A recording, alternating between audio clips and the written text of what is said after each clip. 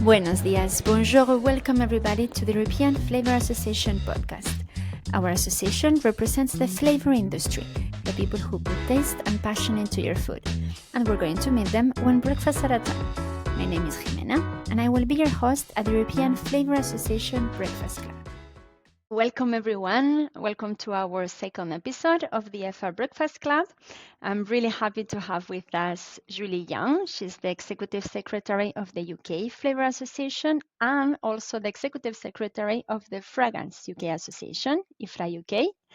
And we have also known each other for several years because she was here from the beginning of the EFFA Communications Committee, founding member back in 2016. So thank you so much, Julie, for being here. Oh, thank you, Jimena. Good morning. I can't believe that it's been that long since we started the EFFA Communications Committee, 2016. It seems a very short time ago somehow in many ways. I know, seems yesterday. So, first question, obviously related to food. You know, we have a little tradition on the podcast, asking our guests to share their breakfast routine with us. What did you bring today to have breakfast with us? I don't really have a breakfast routine. I like to mix and match quite a lot, but today it was a lovely soft-boiled egg with a slice of nice wholemeal seedy toast. My favourite, I have to say, I think. It's very satisfying. And yes, black coffee for me. Always. Nice. Good. Always. We'll always keep that in mind. Is there a typical breakfast in the region where you come from? Will that be like the English breakfast that we usually have in mind? The full English, big cooked breakfast is certainly very popular, but it's not an everyday occurrence across the country for most people anyway. It's more of an occasional treat. Perhaps some people might have it a weekend. It's certainly something that's great when you've got a hangover, I have to say. Maybe that's how it all started. Well, maybe. I couldn't possibly comment, but it's something that we tend to have when we're with friends and family more, in my life anyway. And the ingredients of it can even vary region to region. I mean, I suppose you have your normal bacon and your sausage, and sometimes some people like baked beans, some people mushrooms, tomatoes, some people hash browns. Some areas of the country, black pudding is very popular on there too. And I quite like some of the more modern variations where they add in lovely things like avocado or halloumi, or instead of the bacon and sausage. I quite like those, I must say. Slightly healthier in my but it's nice to have options. And of course, brown sauce is very English to have with your breakfast as well. I don't think you get that much across the rest of Europe, but we do like our brown sauce in the UK. Okay, so talking about food, it's very typical in our industry. That's how we always start and end our meetings. Yes. But I'm curious, how did you arrive to our industry? How did you started the flavor and fragrance world, and when? Like a lot of people, purely by accident. It happens. It is an industry that flies below the radar, I think, to a certain extent. And I was looking for a new role, a new challenge, and I applied for an advert that requires somebody with a science background, which I had. And I found myself in a role that looked after both the flavour and the fragrance industry trade associations, and I also covered a few essential oils back in those days as well. And believe it or not, that was over 25 years ago. I can't quite believe that I've been doing it for that long. That's unbelievable, really. But it's true that a lot of people in the industries, once they start, they really stay here for life. It's a very loyal. It's the Hotel California of jobs. Once you're in the industry, you never want to leave. And I do find people when they leave a company, all of a sudden they pop back up somewhere else. No, I love the industry too much. I wouldn't want to leave. I was just looking for a new challenge. And it is for me certainly a job that is not been the same at all for those past 25 years. It's people say you've been in the same job for so long. It's like, no, it's different. It changes year on year, week on week. And we have a certain amount of routine, but there's always changes to regulations which provide new challenges in understanding the implications of those, helping our members understand the implication of those, and getting feedback on our members, and liaising with the regulators. It's always a new challenge. Indeed. And I think even the association, I mean, the industry have changed a lot, of course, the legislative landscape, but also the associations. It used to be more purely regulatory, and now we see more of public affairs and communication. Absolutely.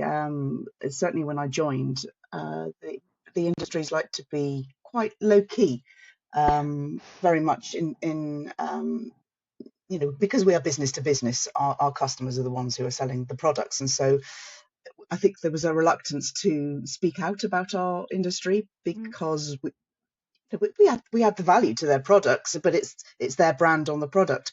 But as consumers become more aware and more savvy, we need to step up and shout about the difference that we can make and the benefit that we can bring to people's products, and also try and demystify. People ask questions when they don't understand what something is, and it's our job to answer those questions and to make people understand, what we are and where we're coming from. Of course, that's what we're doing today also. Indeed.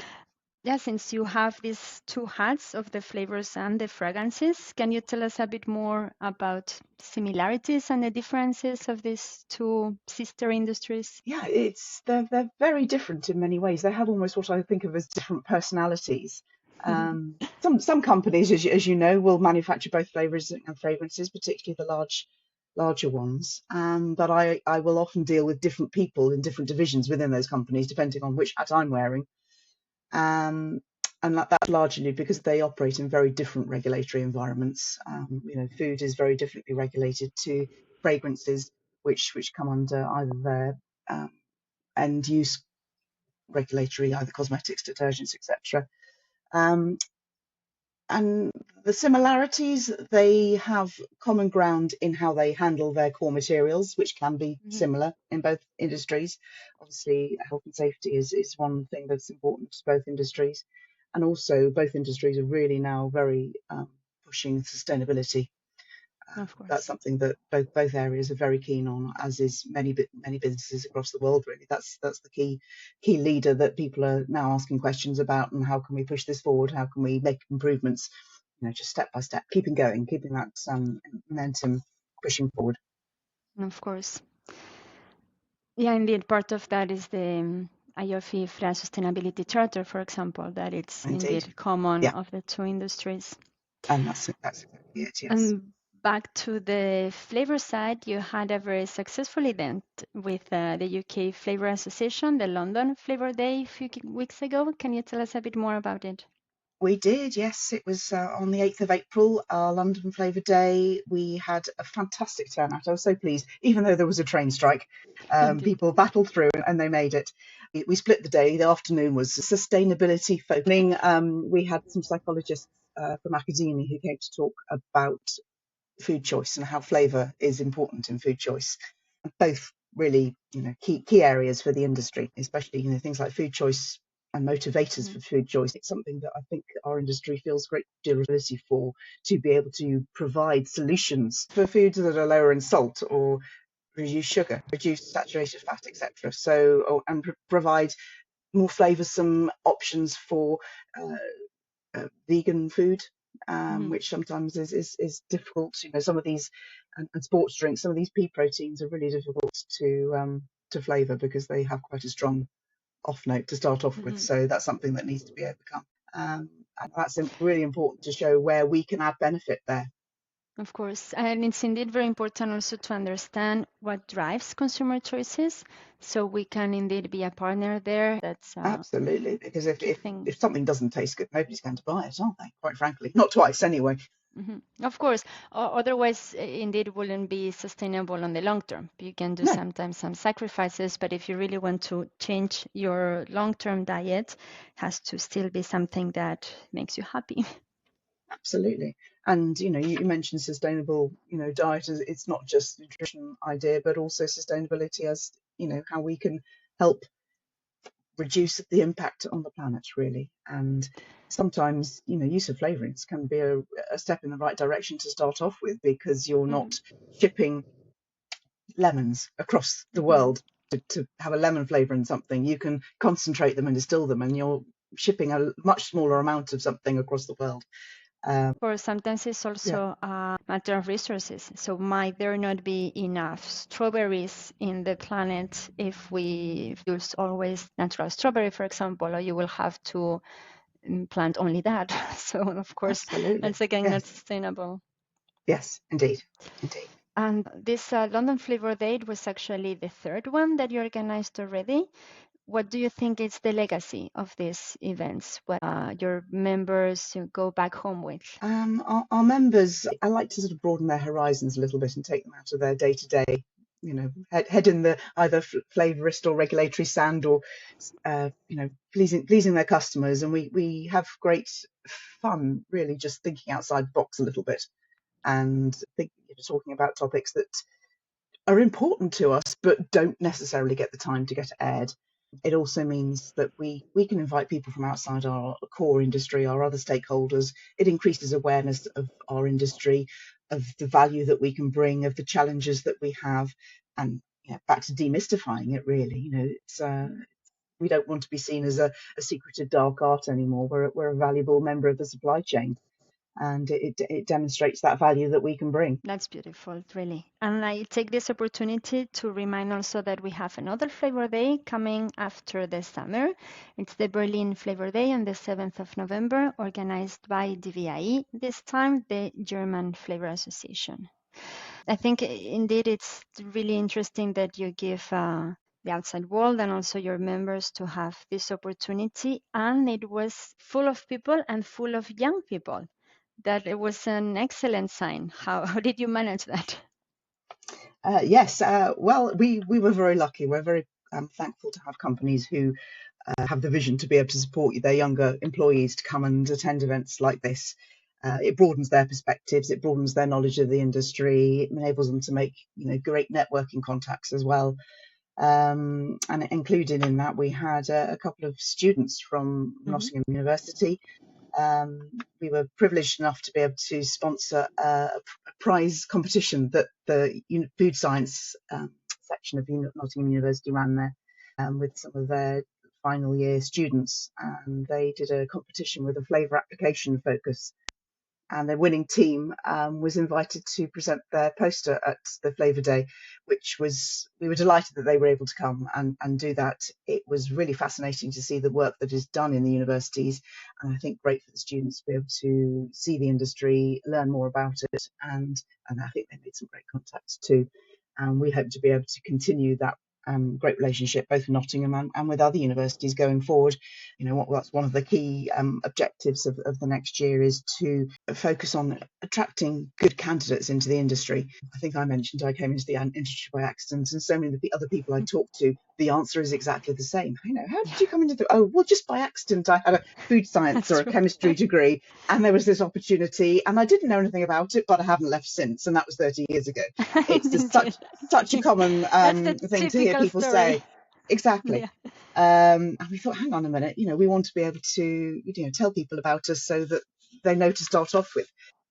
Certainly we are running a project to include both flavourists and regulatory staff in that project, of how to attract them to the industry. So we're trying to work with universities to inform their students, hopefully inspire them, and at least increase awareness. And I think at the same time it increases awareness of our industry and of flavourings and how they're used as well. So there'll be a cohort of people who hopefully, even if they don't join the industry, will have a greater understanding to start off with. So it's win-win all round, I hope.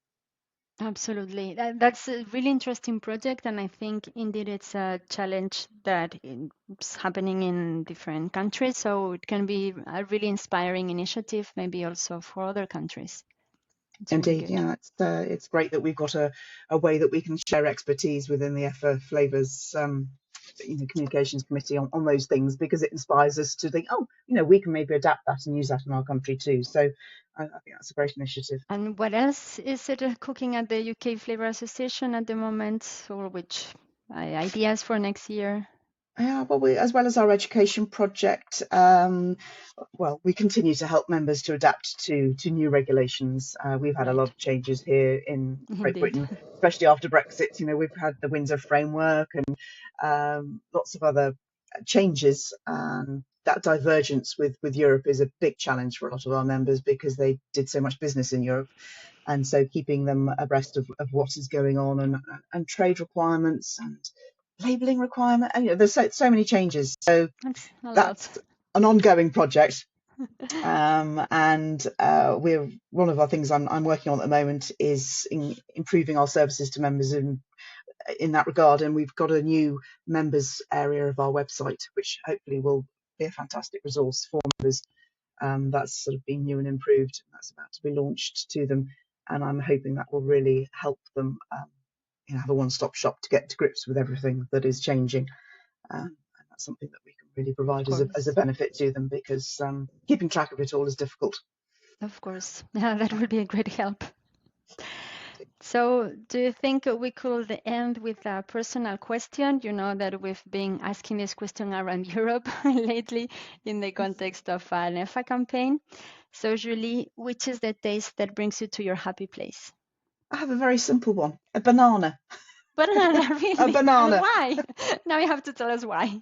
I just always loved bananas when I was growing up. It was my favourite food. If you'd said to me as a child, what's your favourite food? I would have absolutely, without hesitation, said banana. And as a child, my favourite, I think my ideal of my best ever meal would have been a banana sandwich accompanied by a banana milkshake, followed by a banana split. I was that obsessed by bananas when I was a child. So to me, that is something that always sort of takes me back and makes me feel comfortable, and you have those lovely memories, don't you, when you have a favourite thing from your childhood? Of course. So my taste got a little bit more sophisticated since. I love things like seafood, but yes, a banana sandwich always does the trick. Yeah, it's synonym of comfort. Yes, indeed. Indeed. It's funny because I think that every single time that we've asked this question, the answer is related to a childhood memory. It's important, isn't it? It's that Proustian moment. He wasn't wrong. Exactly, indeed. Well, thank you so much, Julie, for everything. This was really interesting. I hope also inspiring for other people within and outside the industry. And really happy moment with you. Thanks a lot. Thank you for the opportunity to be able to talk about what the Industry Association here in the UK is doing. Thanks a lot. See you very soon. Take care. Bye.